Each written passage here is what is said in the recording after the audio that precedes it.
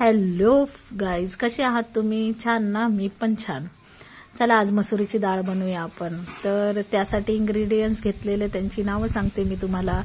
तर सर्वात आधी घेतलेला आहे एक मोठा कांदा कट करून, नंतर एक टोमॅटो, कढीपत्त्याची काही पानं, लसूण कट करून, कोथिंबीर आणि हिरव्या मिरच्या. हिरव्या मिरच्या गावाकडल्या आहेत त्यामुळे जास्त घेतल्या, तिखट नसतात.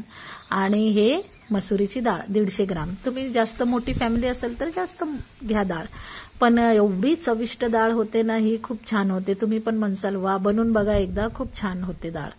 तर चला आधी आता आपण सर्वात पहिलं काय करणार आहोत ते बघू. आता पातेलं घेतले, त्याच्यात तेल घेतले. तेलामध्ये तेल फारसं कमी घेतले, मी जास्त तेल यूज करत नाही तेलामध्ये. आता आपण काय काय करणार आहोत ते बघू, पण त्याच्या आधी कोरडे मसाले बघून घेऊ काय काय टाकणार आहेत.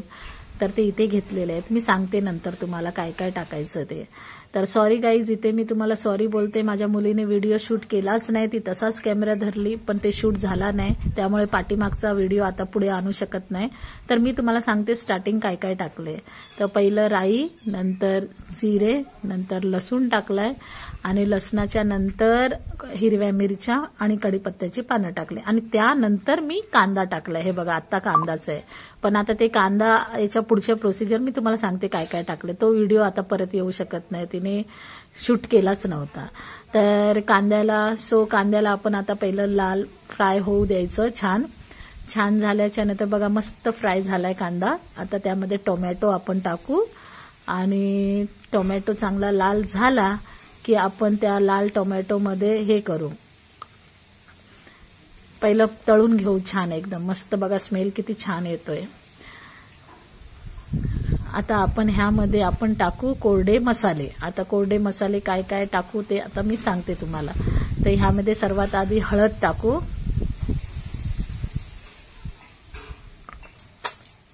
हळदच्या नंतर आपण टाकू त्यामध्ये काळा मसाला. तुमच्या घरी जो अवेलेबल असेल ते तुम्ही टाकू शकता.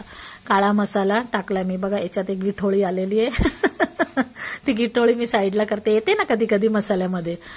तर मसाला ऑप्शनल आहे, तुम्हाला टाकायचा असेल तर टाका, अदरवाईज असं पण खूप छान होते. इतकी स्वादिष्ट होते ना ही डाळ, खूपच छान. बघा आता ही डाळ धुतलेली टाकली मी. याला असं फ्राय करायचं एकदम छान 2 मिनिटं. फ्राय झालं की अशी म्हणजे एकदम तेल लागायला पाहिजे, मसाला त्या डाळीला सगळा मेल्ट झाला पाहिजे, आणि चांगलं परतून घ्यायचं त्याला एकदम तेलामध्ये.